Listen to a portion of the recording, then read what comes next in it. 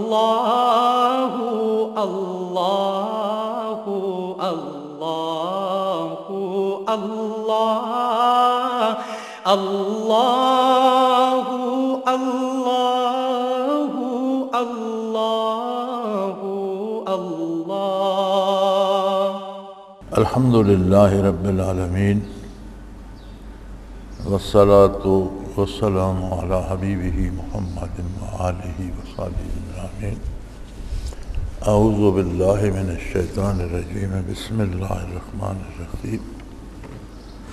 سورہ شعراء شروع ہوتی ہے قولہ تعالی لعلک باخع نفسک الا یکونوا مؤمنین، شاید آپ ان کے ایمان نہ لانے پر اپنی جان دے دیں گے۔ اس میں ان امور پر دلالت ہے کہ آپ اپنی امت پر کمال شفقت رکھتے تھے۔ اور نمبر 2، ایمان کافر پر حرص کرنا حکم ازلی کے معارض نہیں۔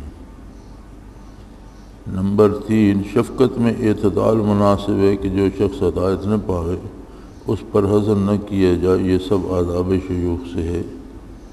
نمبر 4، کسی کی اصلاح شیخ کے اختیار و قدرت اور تصرف میں نہیں۔ اس آیہ کریمہ سے تصوف و سلوک کے 4 مسئلے بیان فرمائے ہیں۔ ایک یہ کہ آپ صلی اللہ علیہ وآلہ وسلم اپنی امت پر انتہائی شفیق تھے، بہت زیادہ مہربان، بہت زیادہ کریم تھے، اور اس کے بے شمار واقعات ملتے ہیں۔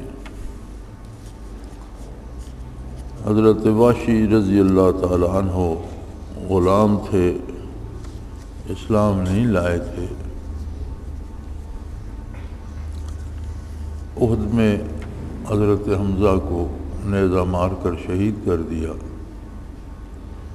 اور نبی صلی اللہ علیہ وآلہ وسلم کو بے پناہ دکھ ہوا، لیکن جب وہ ایمان لائے تو انہیں بھی معاف فرما دیا۔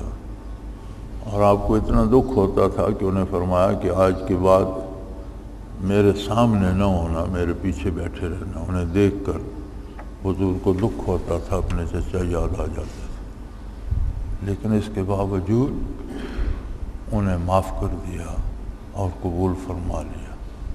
اس سے زیادہ اور شفقت کیا ہوگی؟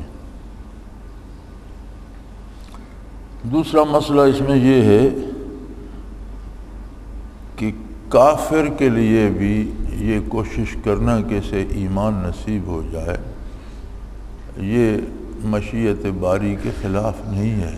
اگر اللہ نے اسے ایمان نہیں دینا، اس کے حالات اللہ کے ساتھ معاملات اتنے بگڑ چکے ہیں کہ اس کی قسمت میں اسلام نہیں ہے تو وہ اور بات ہے، لیکن مسلمان کو کوشش کرنے میں کوئی چیز مانے نہیں ہے کہ وہ اس کافر بھی اسلام قبول کرے۔ ہاں، اگر کفر پر مر جائے تو پھر اس کے لیے دعا کرنا جائز نہیں ہے۔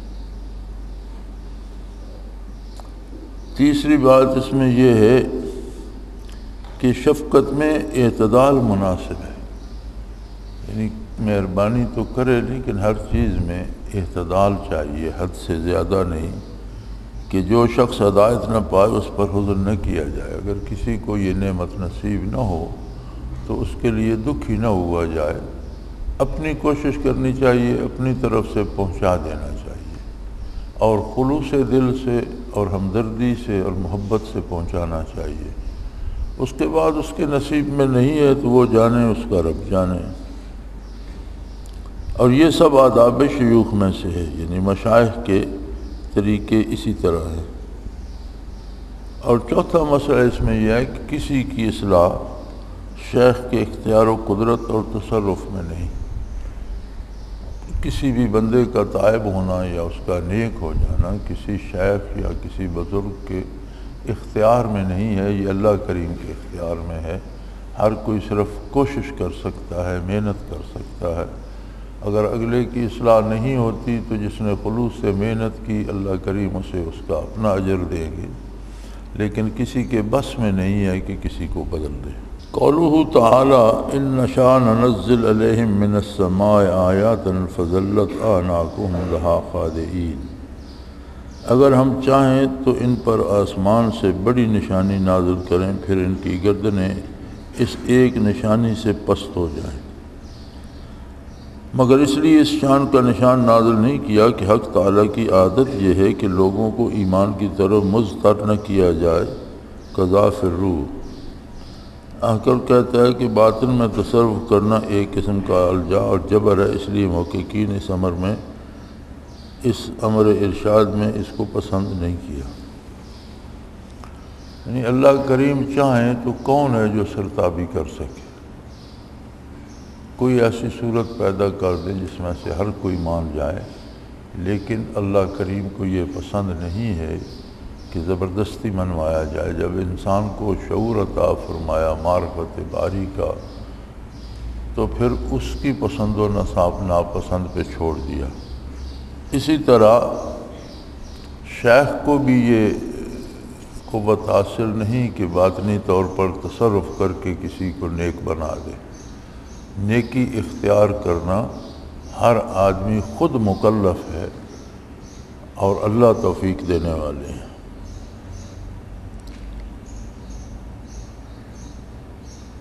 قولہ تعالی وَإِذْ نَادَىٰ رَبُّكَ مُوسَىٰ أَنِ ائْتِ الْقَوْمَ الظَّالِمِينَ إِلَىٰ آخر القصہ۔ اور جب آپ کے رب نے موسیٰ کو پکارا کہ تم ان ظالم لوگوں یعنی فرعون قوم فرعون کے پاس جاؤ، اس میں اس طرف اشارہ ہے کہ امور دینیہ میں ایک دوسرے کی مدد کریں، چنانچہ ہارون علیہ السلام کو مدد کے لیے مقرر فرمایا۔ یعنی اس میں ایک مسئلہ تو یہ ہے کہ جب انہیں حکم ہوا تو انہوں نے عرض کی یا اللہ مجھے میرے بھائی سے قوت دیجئے۔ اللہ نے ہارون علیہ السلام کو بھی نبی بنا کر ہمراہ کر دیا، تو فرمایا اس میں اس طرف اشارہ ہے کہ دینی کاموں میں ایک دوسرے کی مدد کرنی چاہیے۔ دوسری بات،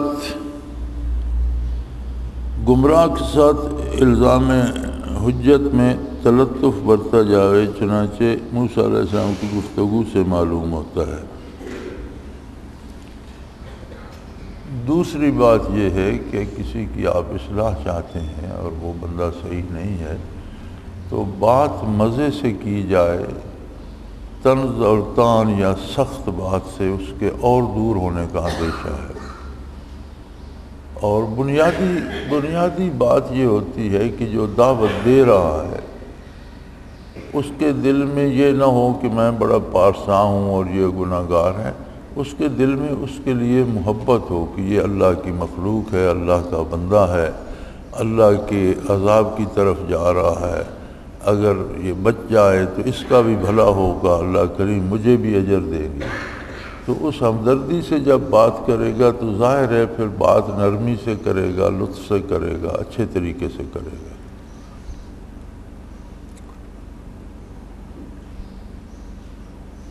نمبر 3، ایسے شخص سے بے رخی نہ کی جائے جس کو تم نے بچپن میں پالا مگر بڑے ہونے پر اللہ نے اس کو فضیلت دے دی، جیسا فرعون نے بے رخی کی۔ تیسری بات فرماتے ہیں اس آیت میں یہ ہے کہ بعض اوقات یہ ہوتا ہے بچے خاندان کے یتیم رہ گئے، بے کس رہ گئے، خاندان کا کوئی فرد انہیں پالتا ہے، تو جب وہ بڑے ہو جاتے ہیں اللہ انہیں فضیلت دے دے، ان کے پاس منصب آ جائے یا عزت آ جائے، تو پھر وہ یہ نہ سمجھے کہ یہ تو میں نے پالا تھا تو یہ کون آ گیا، بلکہ جسے اللہ عزت دے اس کی عزت کی جائے، اس کا احترام کیا جائے۔ اگر اس نے پالا تھا تو اللہ نے اسے سبب بنایا، پالنے والا تو وہ خود ہے، تو یہ اللہ کا احسان ہے کہ اس نے اسے اس کا سبب بنا دیا۔ قولہ تعالی وَيَضِيقُ صَدْرِي وَلَا يَنْطَلِقُ لِسَانِي، میرا دل تنگ ہونے لگتا ہے اور میری زبان نہیں چلتی۔ موسیٰ علیہ السلام نے عرض کی کہ یا اللہ میرا دل بھی گھبرانے لگتا ہے اور میری زبان میں بھی لکنت ہے، تو ہارون علیہ السلام ساتھ ہوں گے تو بات تو واضح کریں گے۔ فرماتے ہیں اس سے معلوم ہوا کہ امور طبیعہ اور کمال میں منحافات نہیں،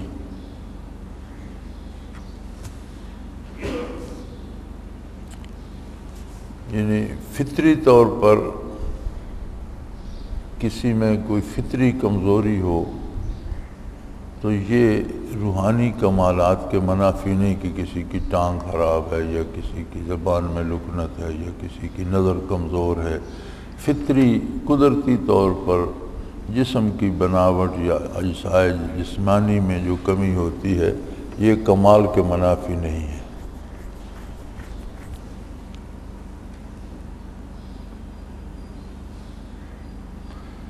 قولہ تعالی قال فعلتها اذا وانا من الضالین ففررت منکم لما خفتکم۔ موسیٰ علیہ السلام نے جواب دیا کہ اس وقت وہ حرکت میں کر بیٹھا تھا اور مجھ سے غلطی ہو گئی تھی، پھر جب مجھ کو ڈر لگا تو میں تمہارے ہاں سے مفرور ہو گیا۔ اس سے کس قدر سادگی، بے تکلفی اور صدق ثابت ہوتا ہے کہ لوگ عادتاً اپنے خوف کو قائل ہونے کو ظاہراً نقص سمجھتے ہیں، پوشیدہ کرتے ہیں یا تعویل کرتے ہیں۔ آپ نے صاف سب اقرار کر لیا۔ یہی اخلاق ہوتے ہیں صادقین کے کہ عام آدمی زندگی میں کوئی فطری کمزوری اس میں ہو تو اسے چھپاتا ہے اور اپنے کو بہت بڑا ظاہر کرتا ہے، لیکن اللہ کے بندے اگر ان میں کوئی فطری کمزوری ہو تو اس کا اقرار کرتے ہیں، اسے خامی نہیں سمجھتے، چونکہ وجود اللہ نے دیا ہے، خصائل اللہ نے دیے ہیں، قوتیں اللہ نے دی ہیں، تو جو کچھ ہوتا ہے اس پہ قائم رہتے ہیں۔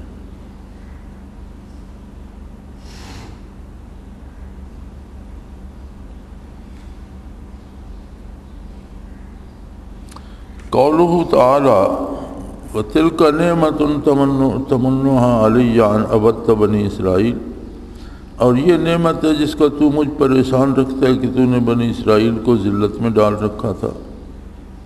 اس آیت کی دو توجیہ ہیں، ایک فرعون کے امتنان کا رد ہے اور ایک پر نعمت فرعون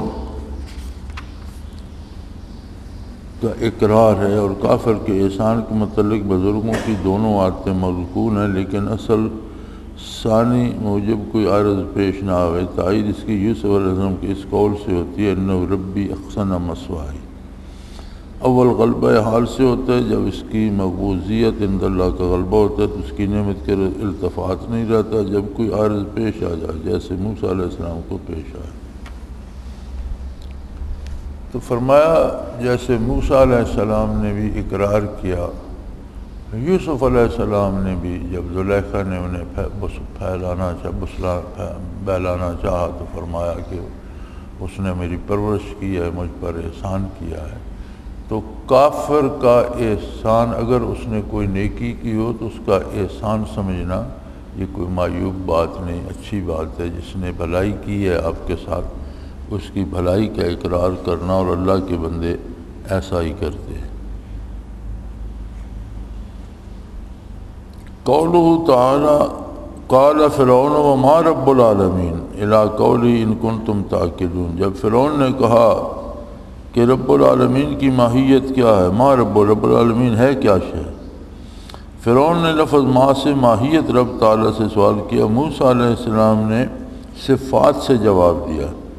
اس نے کئی بار اس جواب پر جرا کی، آپ نے ہر بار صفات ہی سے جواب دیا۔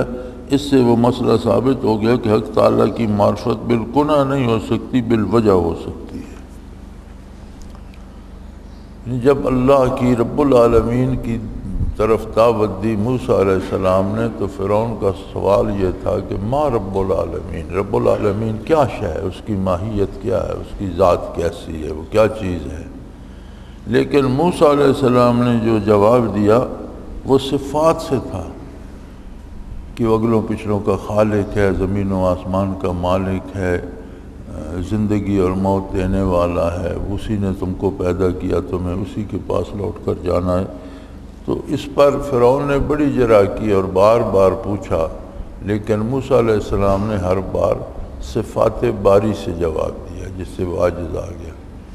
تو اس سے فرماتے ہیں کہ اللہ کی ذات کے بارے سوچنا یہ درست نہیں ہے کہ اللہ کیسا ہے، اللہ کہاں ہے، اللہ جل شانہ کی صورت و شکل کیا ہوگی، اللہ کے ہاتھ کیسے ہیں، پاؤں کیسے ہیں، یہ سوچنا درست نہیں ہے۔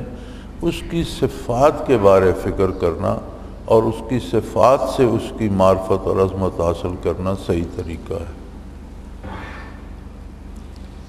حق تعالیٰ کی معرفت بالگناہ ہو ہی نہیں سکتی، یعنی ہم اگر ذات کو سمجھنا چاہیں تو یہ انسانی ادراک، علم، عقل اور ان چیزوں سے بالا تر ہے۔ تو انسان صفات میں غور کر سکتا ہے کہ اس کی معرفت بالوجہ ہوتی ہے، یعنی اس کی صفات سے ہوتی ہے۔ قولہ تعالی فجمع السحرۃ لمیقات یوم معلوم، غرض وہ جادوگر ایک معین دن کے خاص وقت پر جمع کر لیے گئے۔ اور سورۃ طٰہٰ میں اس کی تصریح ہے کہ وہ یوم زینہ تھا۔ اس سے معلوم ہوا کہ اہل باطل کے ایسے مجامع میں کسی دینی غرض سے جانا جائز ہے جس کو طالب جاہ علماء بوجہ خلاف وضع ہونے کے کبھی گوارا نہیں کرتے۔ فرمایا جب فرعون نے جادوگر جمع کر لیے تو سارے ملک کا چنا ہوا کفر جمع ہو گیا اور وہ کافروں کا مجمع تھا۔ پھر سورۃ طٰہٰ میں کہ وہ یوم الزینہ، یعنی جیسے ہم عید مناتے ہیں اس طرح کا ان کا کوئی تہوار بھی تھا۔ یوم الزینہ یعنی خوبصورت کپڑے پہننے کا، بننے سنورنے کا دن تھا، اس دن انہوں نے وہ مقابلہ رکھا۔ تو وہ کافروں کا دن بھی تھا اور ملک کے سیدھا کفار بھی جمع ہو گئے، لیکن موسیٰ اور ہارون علیہ السلام وہاں تشریف لے گئے۔ تو وہ فرماتے ہیں کہ اگر کوئی اس طرح کا کفار کا مجمع بھی ہو اور دینی غرض سے جانا پڑے، دینی بات کرنی پڑے، اللہ کا پیغام پہنچانا پڑے تو وہاں جانا چاہیے، جس میں سے اکثر مولوی حضرات اپنی شان کے خلاف سمجھتے ہیں اور جانا مناسب نہیں سمجھتے، بلکہ وہاں جانا چاہیے۔ قولہ تعالیٰ قال لهم موسیٰ القوا ما انتم ملقون، موسیٰ علیہ السلام نے ان سے فرمایا کہ تم کو جو کچھ ڈالنا ہو ڈالو۔ ظاہر اس میں امر ہے عمل بالسیر کا، لیکن مقصود آپ کا ابطال تھا ان کے سیر کا، اور وہ موقوف تھا اس کے اظہار پر، اس لیے اظہار کا اذن دیا جیسے زندیق سے کہا جائے کہ اپنے دعوی باطل پہ دلیل قائم کر۔ غرض یہ ہوتی ہے کہ اس کی اقامت بعد رد کیا جائے گا۔ پس بزرگوں سے جو بعض منکرات پر چشم پوشی منقول ہے، ایسے ہی ادھر ان کے فعل میں ہے۔ مقصود ان کا کوئی مسئلۃ دینیہ ہوتی ہے جس وقت خفی ہوتی ہے، آئندہ ظاہر ہو جائے گی۔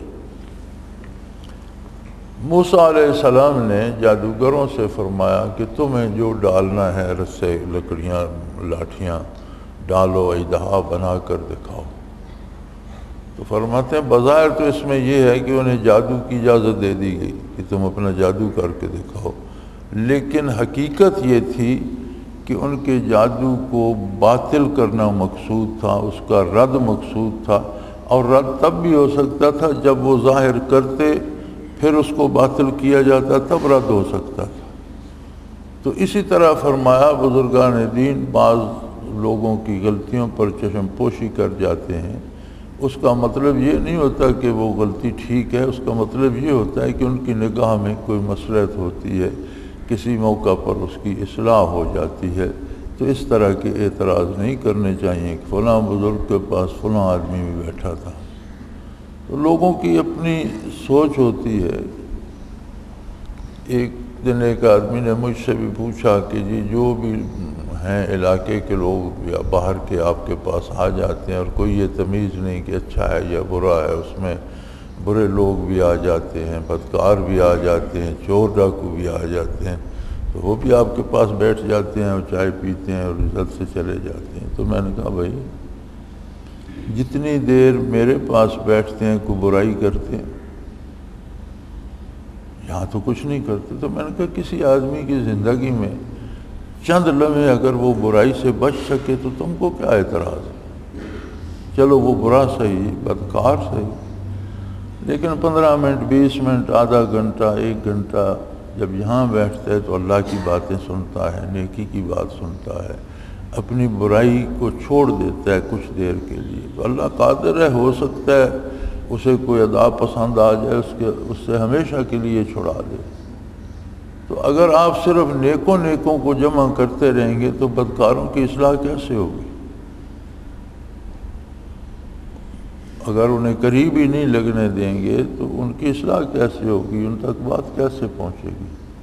تو فرمایا جیسے موسیٰ علیہ السلام نے جادوگروں کو کمال شفقت سے فرمایا بھی کرو جو تم نے ظاہر کرنا ہے اور اپنے سانپ شانپ بناؤ، تو اس کا مطلب یہ نہیں کہ ان کے جادو پر موسیٰ علیہ السلام راضی تھے، جادو کا تو رد کرنا تھا، لیکن وہ ظاہر کرتے تو رد ہوتا۔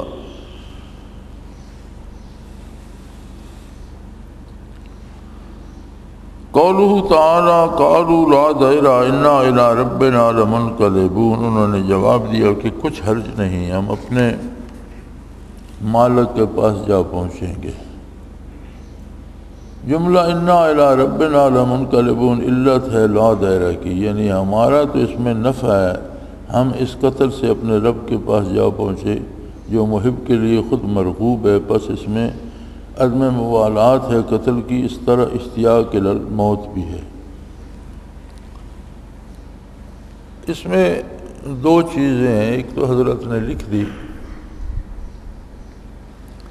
کہ جب بندے کو معرفت باری حاصل ہو جاتی ہے، وصول الی اللہ حاصل ہو جاتا ہے تو خودکشی تو نہیں کرتا لیکن موت سے ڈرتا بھی نہیں۔ ساری زندگی موت کا خوف ہر بندے کا تعاقب کرتا رہتا ہے کہ میں مر نہ جاؤں، لیکن جب وصول حق ہوتا ہے تو موت بھی اس کے لیے ایک خوشی کا سبب ہوتی ہے کہ اگر موت آ گئی تو میں اللہ کی بارگاہ میں پہنچ جاؤں گا، یہ اور اچھی بات ہے۔ دوسری بات اس میں یہ بھی ہے کہ ان جادوگروں کو کس نے بتایا کہ تم مر کر اللہ کی بارگاہ میں پہنچ جاؤ گے اور وہاں تمہیں قبول بھی کر لیا جائے گا اور تمہیں جنت کی نعمتیں دی جائیں گی اور تمہارے سارے گناہ بخش دیے جائیں گے۔ دوسری جگہ انہوں نے یہ ساری تفصیل بھی کہی اور یہ بھی فخر کیا کہ ہم پہلے مسلمانوں میں سے شہید ہوں گے جو اللہ کی بارگاہ میں۔ تو یہ انہیں کس نے بتایا؟ چونکہ وہ لاٹھیاں رسیاں ڈالنے اور سانپ بنانے تک تو موسیٰ علیہ السلام کے مخالف کھڑے تھے، آپ کی تبلیغ تو انہوں نے سنی نہیں، اور پھر دور دراز شہروں سے جمع کیے گئے۔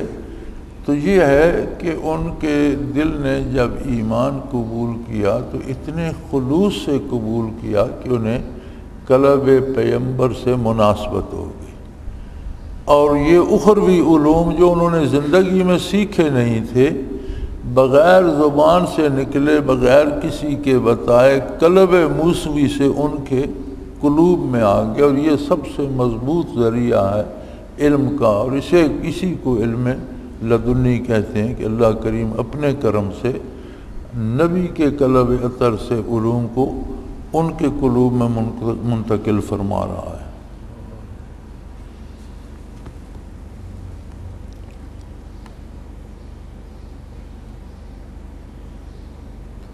قولہ تعالیٰ وَأَوْحَيْنَا إِلَىٰ مُوسَىٰ أَنْ أَسْرِ بِعِبَادِي مَا قَوْلِهِ كَلَّا إِنَّ مَعِيَ رَبِّي سَيَهْدِينِ، ہم نے موسیٰ علیہ السلام کو حکم بھیجا کہ میرے بندوں کو شبہ شب نکال لے جاؤ۔ ما قول موسیٰ علیہ السلام نے فرمایا کہ ہرگز نہیں، میرے ہمراہ میرا پروردگار ہے، وہ مجھ کو اس میں بھی رستہ بتا دے گا۔ اس میں مسئلہ یہ ہے کہ تدبیر و ترک تدبیر میں تعدیل چاہیے۔ تدبیر تو یہ بتائی گئی کہ بنی اسرائیل کو لے کر راتوں رات چلے جاؤ، اور جب پکڑے جانے کا اندیشہ کیا، مقصود یہ تھا کچھ تدبیر کیجئے، تو موسیٰ علیہ السلام نے ان کو فرمایا اِنَّ مَعِیَ رَبِّی سَیَہْدِینِ، کہ حق تعالیٰ کی تدبیر کی ہوتی ہے، ہماری تدبیر کی ضرورت نہیں۔ اور عرف کی یہی شان ہوتی ہے کہ اسباب سے توسط کے ساتھ تمسک کرتا ہے، اس میں مبالغہ نہیں کرتا۔ فرماتے ہیں 2 چیزیں ہیں، ایک ہے تدبیر اور ایک ہے اللہ پر بھروسہ کر کے کچھ بھی نہ کرنا۔ فرمایا دونوں میں اعتدال چاہیے۔ موسیٰ علیہ السلام نے تدبیر کی جہاں تک بس چلتا تھا کہ بنی اسرائیل کو لے کر راتوں رات جب قبطی اور فرعونی سو رہے ہوں، غافل ہوں، تو راتوں رات وہاں سے نکل جایا جائے۔ اللہ کا حکم یہی تھا کہ ان کو لے کر راتوں رات نکل جائیں، یہ تدبیر تھی کہ ان کو خبر نہ ہونے پائے اور نکل جائیں۔ لیکن جب کنارے سمندر جا پہنچے اور پیچھے سے فرعون اور اس کا لشکر آ گیا تو آپ کو آپ کی قوم نے بھی کہا کہ ہم تمہارے انا لمدرکون، پکڑے گئے بھائی، اب کیا ہوگا؟ آگے چھلانگ لگاتے ہیں سمندر میں ڈوب جائیں گے، سمندر میں نہیں گرتے تو فرعونی قتل کر دیں گے، تو مارے گئے، پکڑے گئے، کچھ نہ بچا۔ تو موسیٰ علیہ السلام نے فرمایا ان معی ربی سیہدین، میرا پروردگار میرے ساتھ ہے، وہ کوئی راستہ بنا دے گا۔ یہاں تدبیر نہیں ہے، اللہ پر توکل ہے۔ تو فرمایا بزرگان دین کا طریقہ یہی ہوتا ہے کہ تدبیر ضرور کرتے ہیں لیکن بھروسہ اللہ پر ہوتا ہے، ہر چیز میں اعتدال ہوتا ہے۔ تدبیر کو چھوڑ دینا بھی درست نہیں اور تدبیر پر بھروسہ کر کے بیٹھ رہنا بھی درست نہیں۔ تو اس میں اعتدال ہونا چاہیے کہ شرعاً جائز جو وسائل ہیں وہ اختیار کیے جائیں اور ان پر بھروسہ نہ کیا جائے، بھروسہ اللہ کریم پر کیا جائے کہ نتائج اللہ کی طرف سے آئیں گے۔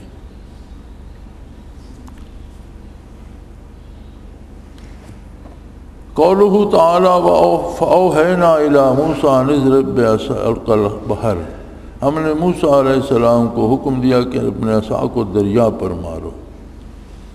روح میں ہے کہ حق تعالیٰ بدون اس طریقہ کے بھی فلک بحر پر قادر تھے، مگر اس طریق سے موسیٰ علیہ السلام کی عظمت ظاہر فرمانا تھا، اور یہ حکمت ہوتی ہے اور یہ اللہ کے ہاتھ پر خالق کے ظاہر ہونے کی، اس لیے اس کو کرامت کہتے ہیں۔ فرمایا اللہ نے حکم دیا موسیٰ علیہ السلام کو کہ اپنا عصا پانی پر مارو، تو سمندر پھٹ گیا، رستے بن گئے، بڑا گہرا سمندر تھا تو پانی کے بڑے بڑے پہاڑ بن گئے۔ دوسری جگہ ہے کالطود العظیم، بڑے بڑے پہاڑ کٹ کر پانی کے کھڑے ہو گئے۔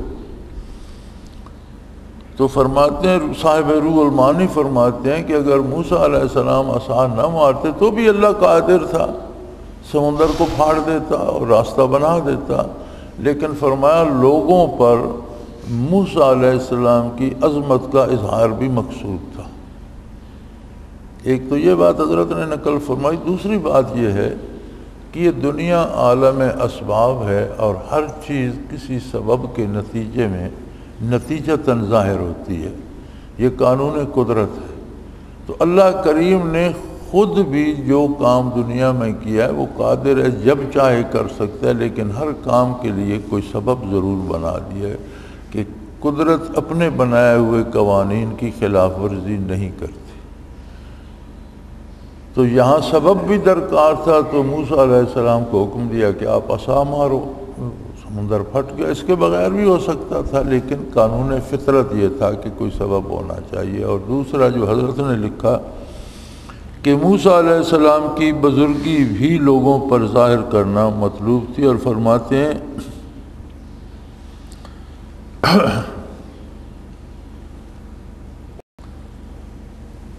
اسی طرح جو اولیاء اللہ سے کرامات ظاہر ہوتی ہیں تو ان کا مقصد بھی یہی ہوتا ہے کہ اس بندے کی بزرگی اور فضیلت لوگوں پر ظاہر ہو، وہ اس سے جڑ جائیں، اس سے تمسک کریں اور ہدایت پا لیں، اللہ کی رحمت پا لیں۔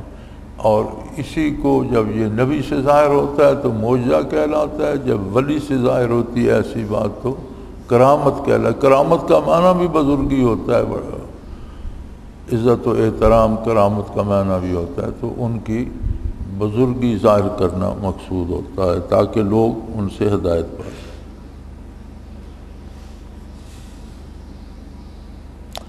قولہ تعالی فهو یهدین والذی هو یطعمنی ویسقین فیہ من اچھا یہ دیکھ فهو یهدین والذی هو یطعمنی ویسقین، پھر وہی مجھ کو رہنمائی کرتا ہے جو مجھ کو کھلاتا پلاتا ہے۔ اس میں ادب اور عبدیت کا پورا اظہار ہے کہ ابراہیم علیہ السلام نے یہ بتا دیا کہ جس طرح دینی نعمت یعنی ہدایت کی مجھ کو احتیاج ہے، اسی طرح دنیا نعمت کھانے پینے کی بھی احتیاج ہے، بخلاف جاہل مدیان زہد کے کو دینی نعمتوں سے کی تحقیر کرتے ہیں اور اس سے اپنا استغنا ظاہر کرتے ہیں۔ فرمایا ابراہیم علیہ السلام نے جب بات کی قوم سے تو انہوں نے فرمایا کہ میں اس کی عبادت کروں گا اور وہی اللہ مجھ کو ہدایت دے گا، فہو یہدین، وہی میری رہنمائی فرمائے گا، والذی یطعمنی ویسقین، وہ ذات جو مجھے کھلاتی پلاتی بھی ہے، جو مجھے رزق دنیا دیتی ہے۔ تو فرمایا اس میں ادب عبدیت کا پورا پورا اظہار ہے، بندہ ہونے کا پورا پورا اظہار ہے کہ جس طرح دینی نعمتوں میں، رہنمائی میں، قرب الہی میں، مقامات و مراقبات میں بندہ اس کے کرم کا محتاج ہے، اسی طرح دنیاوی ضرورتیں جب تک اس دنیا میں زندہ ہے تو جسمانی ضرورتوں میں بھی اللہ کا محتاج ہے، اور دنیاوی نعمتیں جو اللہ کریم دیتے ہیں ان پر بھی اللہ کا شکر ادا کرنا چاہیے۔ فرمایا جو محض نام کے صوفی ہوتے ہیں اور جن کے پاس حقیقت نہیں ہوتی، وہ دنیا کی نعمتوں کی توہین کرنا، زبان و زبانی انہیں اچھا نہ سمجھنا اور دنیا نعمتوں کی تحقیر کرتے ہیں اور اپنا استغنا کہتے ہیں کہ مجھے دنیا کی ضرورت نہیں ہے، میں دنیا کی پرواہ نہیں کرتا۔ فرمایا یہ جہالت ہوتی ہے، جن لوگوں کو حقائق کا پتہ نہیں ہوتا وہ دوسروں پر، حالانکہ وہ دل سے دنیا کے لیے حریص ہوتے ہیں لیکن دوسروں پر ظاہر کرتے ہیں کہ مجھے دنیا کی پرواہ نہیں ہے۔ ایسی بات نہیں ہے، بندہ دین میں بھی اللہ کا محتاج ہے اور جتنی ہدایت دے الحمدللہ، دنیا میں بھی اس کا محتاج ہے اور جتنی دنیاوی نعمتیں دے حلال اور جائز طریقے سے وہ بھی اللہ کا شکر ادا کرنا چاہیے۔ قولہ تعالیٰ وَإِذَا مَرِضْتُ فَهُوَ يَشْفِينِ، جب میں بیمار ہوتا ہوں تو وہی مجھ کو شفا دیتا ہے۔ مرض کو جو کہ ایک گناہ نفس ہے اپنی طرف نسبت کرنا، اور شفا کو جو فی نفسی کمال حق تعالیٰ کی نسبت کرنا رعایت ہے ادب کی۔ یعنی مرض جو کمزوری ہے اسے اپنی طرف منسوب کیا، اذا مرض تو جب میں بیمار ہوتا ہوں، اور شفا جو کمال ہے اسے اللہ کی طرف منسوب کیا، فہو یشفین، وہ مجھے شفا دیتا ہے۔ تو یہ کمال ادب ہے کہ اہل اللہ میں یہ کمال ادب پایا جاتا ہے کہ کوئی کمزوری ہو تو اسے اپنی طرف منسوب کرتے ہیں کہ مجھ سے خطا ہوئی، اور کوئی کمال ہو تو اسے اللہ کی طرف منسوب کرتے ہیں، جبکہ دنیا دار اس کے الٹ کرتا ہے۔ کوئی کمال ہو تو کہتا ہے یہ میں نے کر لیا، اور کہیں قصور ہو جائے تو کہتا ہے اللہ کی مرضی، تقدیر ایسی ہوگی۔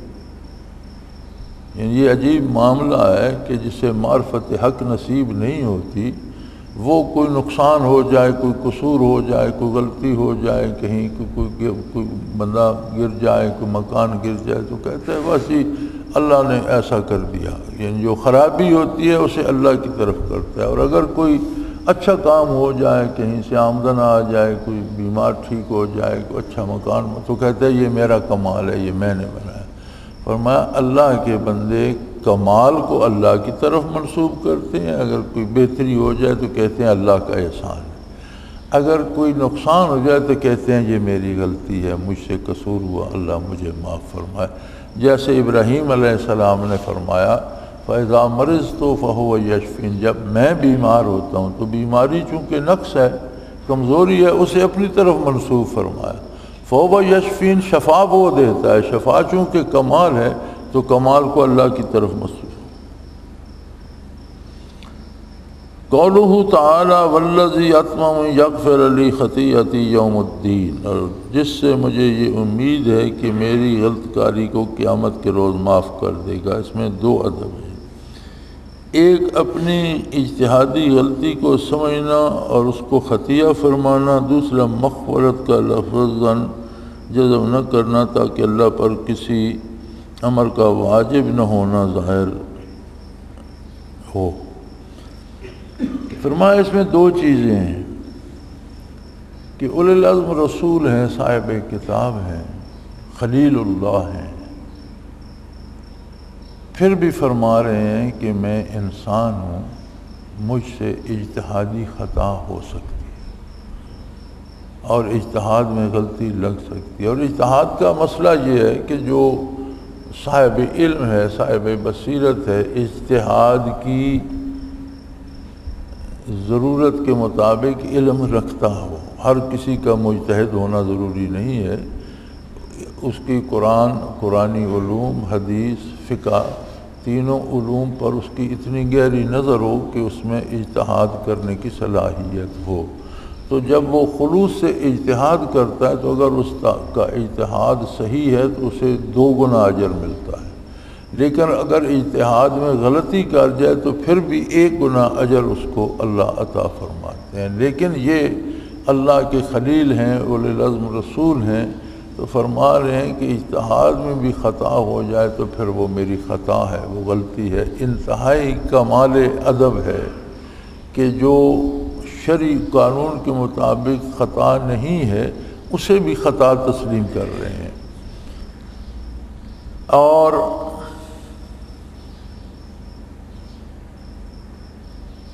دوسری یہ فرمایا کہ امید رکھتا ہوں کہ وہ مجھے قیامت کے دن معاف فرمائے۔ والذی اطمع، میں توقع رکھتا ہوں، امید رکھتا ہوں، مجھے یہ پوری امید ہے۔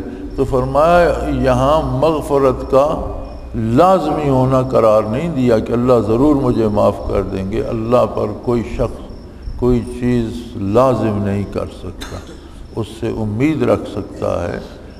کوئی شخص یہ دعویٰ نہیں کر سکتا کہ یہ اللہ کو ضرور، جیسے جاہل کہتے ہیں کہ میں دعا کروں گا تو یہ سے یہ ہو جائے گا۔ کوئی اللہ کسی کا پابند نہیں ہے، دعا بھی ایک درخواست ہوتی ہے، حکم نہیں ہوتی۔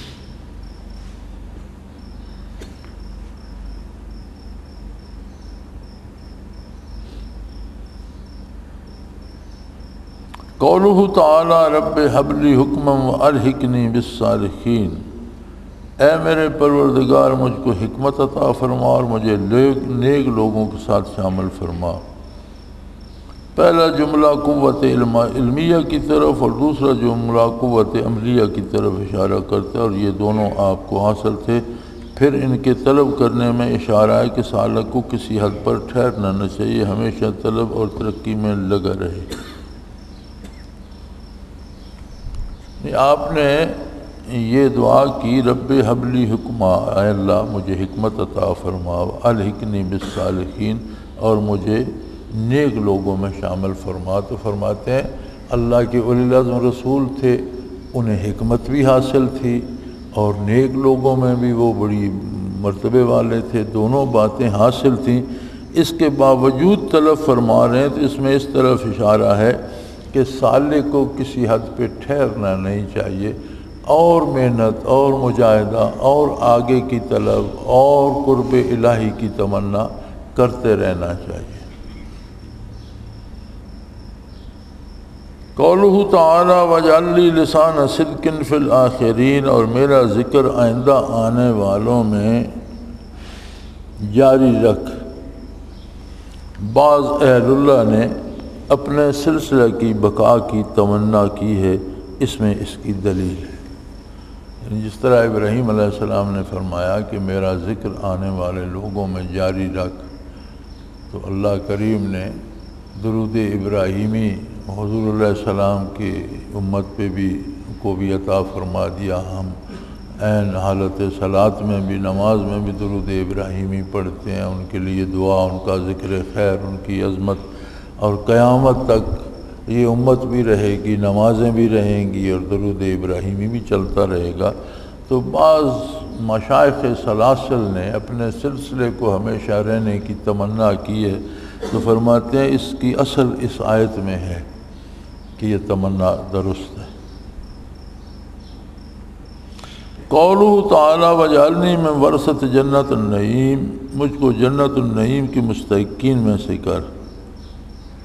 اس میں اس شخص پر رد ہے جو جنت سے استغنا کرتا ہے، کہ اللہ کے خلیل تو کہہ رہے ہیں کہ مجھے جنت کا وارث بنا، اور بعض جاہل صوفی کہتے ہیں جی ہمیں جنت کی ضرورت نہیں ہے، ہم تو بس اللہ کی رضا کے لیے لگے ہوئے ہیں۔ تو یہ جنت سے استغنا ظاہر کرنا جائز نہیں ہے، چونکہ جنت فی نفس ہی مطلوب نہیں ہے۔ جنت مطلوب اس لیے ہے کہ وہ اللہ پاک کی رضا کی سند ہے، وہ دلیل ہے کہ جسے جنت نصیب ہوگی اسے اللہ کی رضا نصیب ہوگی تو جنت نصیب ہوگی۔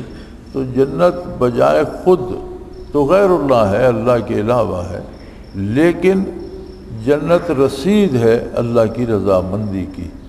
تو یہ جہالت ہے یہ کہہ دینا کہ جی ہمیں جنت نہیں چاہیے، ہمیں تو اللہ کے پاس جانا ہے۔ اللہ کے پاس جو بھی جائیں گے اللہ انہیں جنت ہی میں مقیم فرمائیں گے، اور جنت ان کی رضامندی کی دلیل ہے۔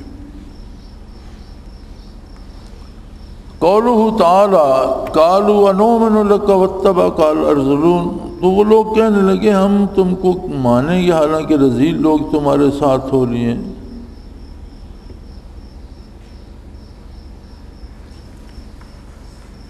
کفار نے کہا کہ آپ کو ماننے والے تو گاؤں کے غریب اور کمی کمین اور کمزور لوگ ہیں، تو ہم بڑے چودھری، بڑے خان، بڑے ملک، ہم بڑے مالدار، بڑے صاحب عظمت اور بڑے عہدے رکھنے والے لوگ ہیں، تو ان غریبوں اور کمزور لوگوں اور کمی کمین کے ساتھ ہم بیٹھ جائیں اور آپ کو مان لیں، ہم آپ کو نہیں مانیں گے۔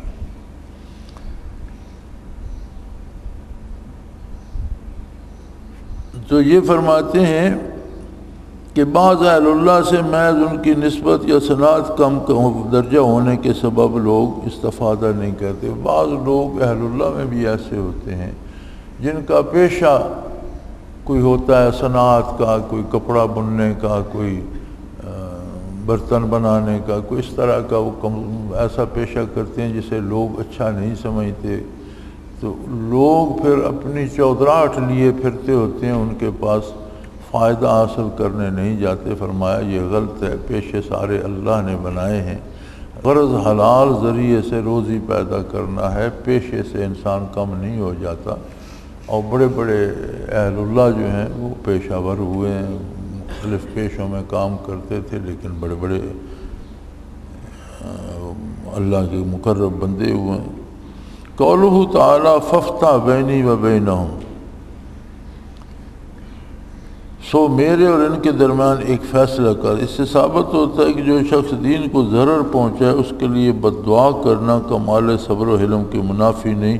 ان لوگوں کا اضرار بالدین اس آیت میں انک ان تذرہم یضلوا عبادک، فرمایا اللہ کے نبی نے دعا کی کہ اللہ میرے اور کافروں کے درمیان فیصلہ فرما دے، تو اس میں فرماتے ہیں کہ کسی ایسے بدکار کے لیے بد دعا کرنا کہ یہ تباہ ہو جائے، ہلاک ہو جائے، جس کے سبب سے دین کو نقصان ہو رہا ہو، یہ منع نہیں۔ ذاتی طور پر کسی سے ناراض ہو کر بد دعائیں کرنے بیٹھ جانا یہ حوصلہ مندی نہیں ہے۔ اللہ کے بندوں کو معاف کرنا چاہیے، مخلوق سے درگزر کرنی چاہیے، لیکن اگر کوئی بے دین ایسی رسومات ایجاد کر رہا ہے جو لوگوں کو گمراہ کرنے کا سبب بن رہی ہیں، دین میں ایسی ایجادات کر رہا ہے یا ایسا کفر کر رہا ہے جس میں دوسرے بھی مبتلا ہو رہے ہیں، تو اس کا مقابلہ اگر بظاہر نہ ہو سکے تو اس کے لیے بد دعا کی جائے کہ اللہ ہم سے تو یہ تکڑا ہے، اس کو تو سنبھال اور اس کو تباہ کر، تاکہ دوسرے لوگ گمراہی سے بچ جائیں۔ اور اس کی دلیل فرمایا اس آیت میں بھی ہے کہ جو نوح علیہ السلام نے عرض کیا تھا کہ انک ان تذرہم یضلوا عبادک، اے اللہ تو نے اگر انہیں چھوڑ دیا تو یہ تیرے بندوں کو گمراہ کر دیں گے، دوسرے لوگوں کو بھی بے دین کر دیں گے۔ تو جس شخص سے دین کو نقصان پہنچ رہا ہو اس کے لیے بد دعا کرنا درست ہے۔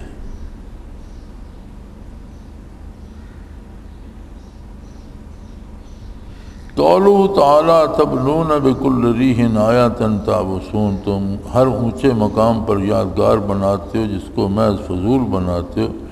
اس میں عبث کی مذمت صریح ہے، خواہ قول ہو یا فعل۔ یہ ایک قوم تھی، وہ سورج کی پوجا کیا کرتے تھے اور ہر اونچے مقام پر ایک مینار بنا دیتے اور اس پر سورج کے نقش بنا دیتے، بڑے بڑے مینار پتھروں کے بنائے، ان کو بھی ارم کہا گیا ہے۔ ایک ارم ہے، آدھے ارم جو ایک کا مطلب ہے وہ جو باغات میں جو طوفان آیا تھا اور سیلاب آیا تھا اور بند ٹوٹے تھے اور قوم غرق ہوئی تھی، اس عاد کو بھی عاد ارم کہتے ہیں، سیلاب والی عاد۔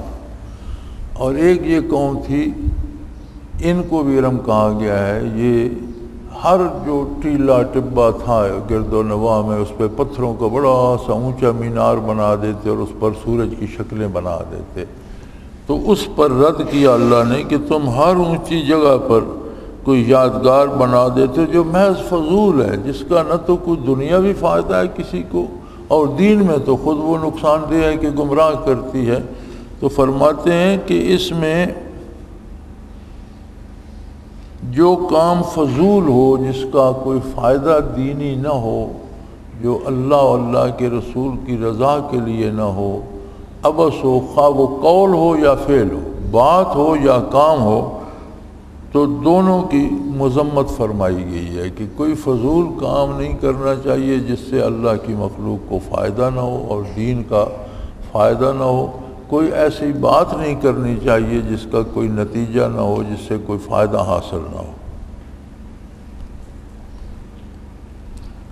قولہ تعالی وتتخذون مصانع لعلکم تخلدون، بڑے بڑے محل بناتے ہو جیسے دنیا میں تم کو ہمیشہ رہنے، باوجود ان کو خلود کی امید نہ تھی، مگر جو ان کو عمل اس شخص کے عمل کی مشابہت ہے جو خلود کی امید رکھتا ہو، اس لیے مطمع خلود ثابت فرمائی۔ اس بنا پر جو شخص کافروں کا کام کرے اس کو صوفیہ کے کلام میں کافر کہہ دیا جاتا ہے، اور حدیث میں بھی کثرت موجود ہے۔ فرمایا آیت ہے قرآن کریم کی کہ بڑے بڑے محل بناتے ہو کروڑوں روپے خرچ کر کے، ایسے جیسے تمہیں یہ امید ہو کہ تم ہمیشہ یہیں رہو گے، حالانکہ تمہیں تو کل مر جانا ہے۔ تو فرماتے ہیں کہ ان کو بھی پتہ تھا ہمیں مر جانا ہے، لیکن کام ایسا کرتے تھے جس سے یہ پتہ چلتا تھا کہ شاید انہیں موت کا خوف نہیں ہے، ان کا خیال ہے کہ ہمیشہ یہیں رہیں گے۔ تو فرماتے ہیں اس لیے جو شخص کافروں جیسا کام کرے، جیسے حضور صلی اللہ علیہ وسلم نے فرمایا من ترک الصلاۃ متعمدا فقد کفر، تو اس کا سادہ ترجمہ عام زبان میں تو یہ کیا گیا کہ جس نے جان بوجھ کر نماز چھوڑ دی وہ کافر ہو گیا۔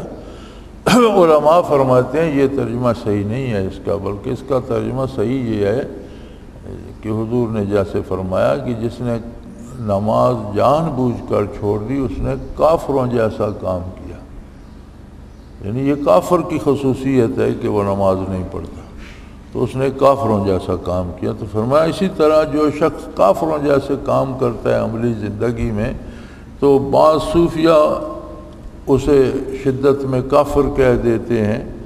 تو فرمایا اور حدیث میں بھی اس کی وجہ سے میں نے ابھی عرض کیا من ترک الصلاۃ فقد کفر و کما قال رسول اللہ صلی اللہ علیہ وسلم کہ حدیث شریف میں بھی اس کی سند ملتی ہے، اور ایسا کہہ دینا ان کے درد دل کی وجہ سے ہوتا ہے، وہ اس کو کافر نہیں دیکھنا چاہتے ہوتے، اس لیے اس کو متنبہ کرتے ہیں اس کام کی شدت سے کہ اس سے باز آ جاؤ۔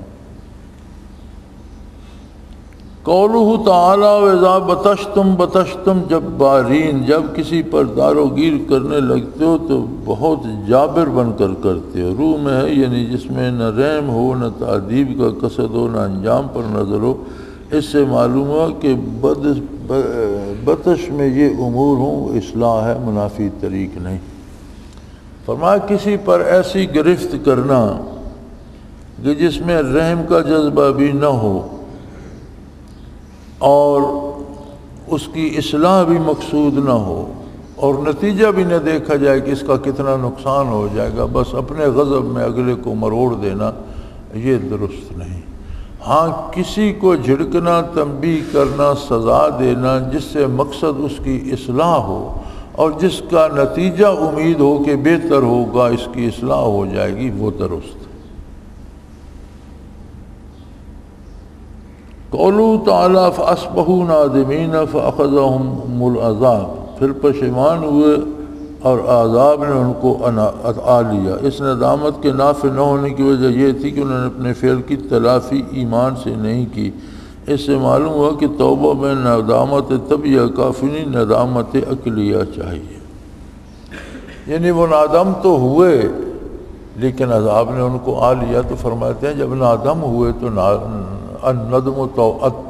الندم توبہ، ندامت توبہ ہے، تو جب نادم ہوئے توبہ ہو گئے تو پھر ان کو عذاب نے کیوں آ لیا؟ فرماتے ہیں اس سے ظاہر ہوتا ہے کہ پشیمان تو ہوئے لیکن فطری طور پر، جیسے انسان فطری طور پر گھبرا جاتا ہے کہ مجھ سے یہ غلطی ہو گئی، توبہ کے لیے عقلی سوچ سمجھ کر پشیمان ہونا جو ہے وہ مطلوب ہے، کہ دل سے، ارادے سے، دماغ سے بات کو سمجھ کر، کام کو سمجھ کر اپنا قصور اور غلطی تسلیم کرے۔ ایک تو فطری طور پہ ہوتا ہے کہ آدمی سے غلطی ہو گئی تو اسے پشیمانی ہوتی ہے، وہ توبہ نہیں ہے، بلکہ توبہ کے لیے ندامت عقلیہ چاہیے، یعنی سوچ سمجھ کر اپنے عقل، اپنے اختیار سے نادم ہو، اور یہ توبہ ہے، اس سے عذاب ٹل سکتا ہے۔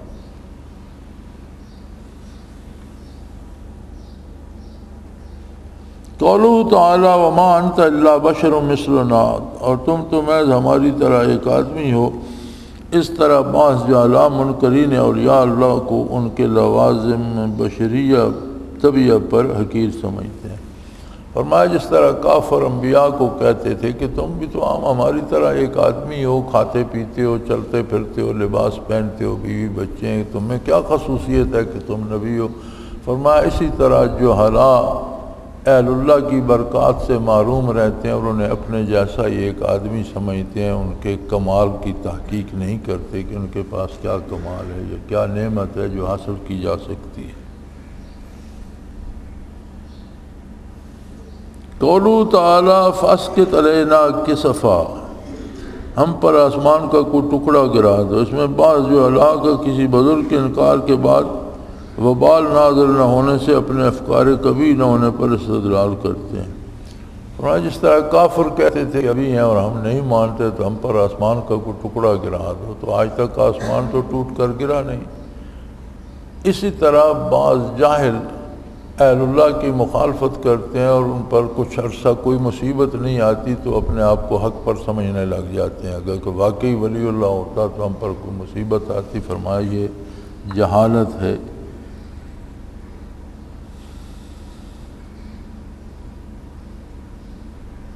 قولہ تعالی نزل بہ الروح الامین علی قلبک لتکون من المنذرین بلسان عربی مبین، اس کو امانت دار فرشتہ لے کر آیا آپ کے قلب پر صاف عربی زبان میں، تاکہ آپ من جملہ ڈرانے والوں کے ہوں۔ بلسان متعلق نظر کے ہے جو مقید تھا علی قلبک کے ساتھ، اس سے ثابت ہوا کہ وارد قلبی کبھی الفاظ سے بھی مقرون ہوتا ہے۔ علی قلبک کی تخصیص کی وجہ روح میں یہ بیان کی گئی کہ آپ کے قلب کو ایک سامع مخصوص ساتھ دیا گیا تھا، جس طرح آپ کے قلب کو ایک باصرہ دیا گیا، جس کا ذکر اس آیت میں ہے وَكَذَّبَ الْفُؤَادُ مَا كَذَّبَ الْفُؤَادُ مَا رَأَىٰ۔ فرماتے ہیں کہ جبرائیل امین کا وحی لانا اور اس کا قلب اثر پر نزول ہونا، تو اس سے دو باتیں ثابت ہوتی ہیں کہ قلب اثر میں سننے سمجھنے کی صلاحیت بھی تھی، اور دوسری آیت سے ثابت ہوتا ہے کہ دیکھنے کی صلاحیت بھی تھی، جس میں یہ فرمایا گیا ما کذب الفؤاد ما رأى، آپ نے جو کچھ ملاحظہ فرمایا آپ کے قلب نے دیکھا اس کا انکار نہیں کیا۔ یہ معراج کا واقعہ ہے۔ تو فرمایا قلب اطہر کو سننے کی قوت بھی تھی، دیکھنے کی قوت بھی تھی۔ تو اس تقریر کی بنا پر یہ ثابت ہوتا ہے کہ قلب میں بھی سمع و بصر ہیں، یعنی اس سے یہ ثابت ہوا کہ انسان کے قلب میں بھی دیکھنے کی قوت بھی ہے، سننے کی قوت بھی ہے، اور یہ سمع و بصر باطنی سمع و بصر ظاہری کے ساتھ مجتمع ہو جاتے ہیں۔ اسی حالت میں ادراک کو کبھی مدرک ظاہری کی طرف نسبت کر دیں کہ مدرک باطنی کی طرف۔ صوفیہ اپنے مسائل کے قائل ہیں، اس کی پوری تحقیق اصل عربی میں ہے۔ فرمایا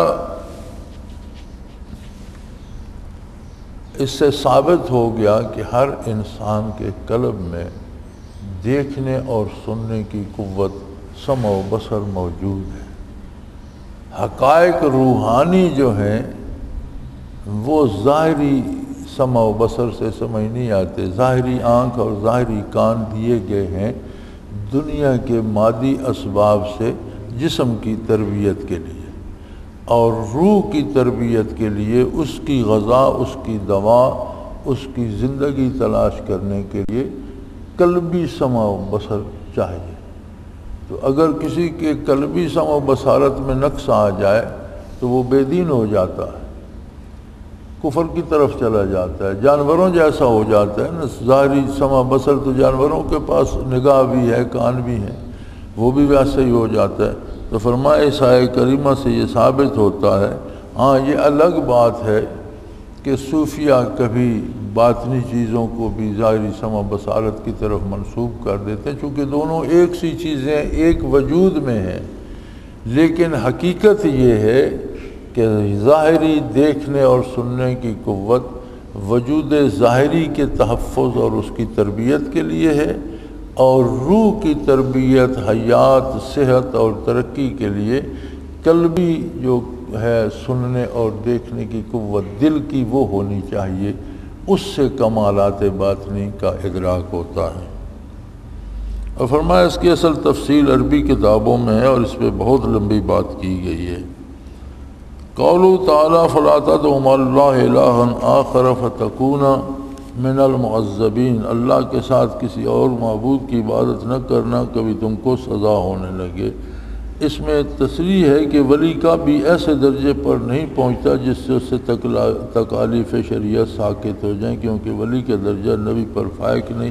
جب نبی کے لیے جائز نہیں تو ولی کے لیے جائز کیسے ہوگا؟ فرمایا یہ جو کہتے ہیں کہ فلاں حضرت کو جی اب نماز روزے کی ضرورت نہیں، ان کے لیے اب حرام حلال کی کوئی نہیں، کیا اس مرتبے پر پہنچ گئے ہیں کہ جہاں کوئی، وہ میرے ایک جاننے والے ہیں بزرگ، وہ بھی اپنی ولایت کا بڑا دعویٰ رکھتے ہیں، تو وہ بھی اس بات کے قائل ہیں کہ جی نماز ہوتی ہے وصول حق کے لیے، تو میں تو واصل باللہ ہو چکا ہوں، اب مجھے نماز کی کیا ضرورت تو واصل باللہ ہو گیا ہوں، تو جس کام کے لیے چاہیے تھی، آدمی سفر کرتا ہے منزل پر پہنچنے کے لیے، گھر پہنچ کر خواہ خواہ مارچ ٹائم کرتا رہے، ٹانگیں توڑتا رہے، پہنچ گیا اپنی منزل پر تو آرام سے بیٹھے، مجھے اب نمازوں کی ضرورت نہیں۔ اس طرح کے عقائد ہیں اس کے، تو میں اسے کہا کرتا ہوں کہ پہنچ تو گئے ہو لیکن پہنچے شیطان کے پاس ہو۔ تو فرمایا یہ جو عقیدہ لوگوں کا ہے کہ فلاں اتنی منزل پر پہنچ گیا ہے کہ اس کے لیے اب شریعت کی پابندی ضروری نہیں، اس کا اس میں رد ہے کہ جب انبیاء کو یہ حکم دیا جا رہا ہے کہ شریعت کی پابندی کریں، اور جو شریعت کی خلاف ورزی کرے گا اسے عذاب ہوگا، تو پھر ولی کس شمار قطار میں، اس کی کیا حیثیت ہے؟ وہ تو نبی کے وساطت سے، نبی کو مان کر، نبی کی غلامی کر کے، نبی کا اتباع کر کے چل رہا ہوتا ہے۔ تو کوئی ولایت کا ایسا مقام نہیں ہے جہاں اس پر شرعی تکلیف یا شریعت کے حکم ساقط ہو جائیں۔ آخر دعوانا ان الحمدللہ رب العالمین۔ الحمدللہ رب العالمین والصلاة والسلام علی حبیبہ محمد۔ اللہم ربنا لا تقتلنا بغضبک ولا تہلکنا بعذابک واعف عنا قبل ذلک۔ اللہم ربنا لا تسلط علینا من لا یرحمنا، انت ولینا فی سفرنا وحضرنا فی مالنا واہلنا، انت ولینا فی الدنیا والآخرہ، توفنا مسلمین والحقنا بالصالحین۔ اللہم ربنا نور قلوبنا واستر عیوبنا واغفر ذنوبنا فإنک انت ارحم الراحمین۔ وصلی اللہ تعالی علی حبیبہ محمد برحمتک یا رحمن۔ اللہ اللہ اللہ اللہ اللہ اللہ اللہ۔ حضرت امیر محمد اکرم آوان مد ذلہ العالی دارالعرفان منارہ ضلع چکوال میں سالہ سال سے कुरान और हदीस के ऊपर खिताबात कर रहे हैं और सिलसिला नक्शबंदिया ओवैसिया के मुताबिक लोगों को जिक्र इलाही की तरबियत दे रहे हैं। वो कुरान पाक की तफसीर तरतीबवार बयान कर रहे हैं। तफसीर कुरान को वो मौजूदा मुल्की और बैनुल अक़वामी हालात के मुताबिक बयान करते हैं। मोटरवे से कलर कहार के इंटरचेंज से निकलते हुए, कलर कहार की झील से होते हुए, मियानी, बोछाल और नूरपुर से गुजरते हुए दारुल इरफान मिनारा पहुंच सकते हैं। हजरत अमीर मोहम्मद अकरम आवान ने बच्चियों और बच्चों की दीनी और दुनियावी तालीम के लिए सिकारा एकेडमी के नाम से एक दरसगाह भी कायम की है, जिसका इफ्तिताह मुल्क पाकिस्तान के सदर जनरल मोहम्मद ज़ियाउल हक ने अपने दस्ते मुबारक से किया था। वो तमाम अहबाब जो इस्लाम की तलब रखते हैं, उनसे गुजारिश है कि दारुल इरफान मिनारा ज़िला चकवाल में अमीर मोहम्मद अकरम आवान साहब के खिताबात से मुस्तफ़ीद हों। वो हर जुमे को नमाज से पहले बयान फरमाते हैं। हर माह की पहली इतवार को माहाना इज्तिमा होता है, जिसमें आप खुसूसी खिताब फरमाते हैं और पाकिस्तान के चारों सूबों से अहबाब इस इज्तिमा में शिरकत करते हैं। इसके अलावा यहाँ साल में 2 मरकजी इज्तिमात भी होते हैं, एक रमज़ानुल मुबारक में एतिकाफ का इज्तिमा और दूसरा जुलाई और अगस्त में 40 दिन का इज्तिमा होता है, जिसमें रूहानी तरबियत की जाती है। अपना खून सीमाब देकर इतना हम कर जाएंगे, नाम आका का चमन में फिर रकम कर जाएंगे।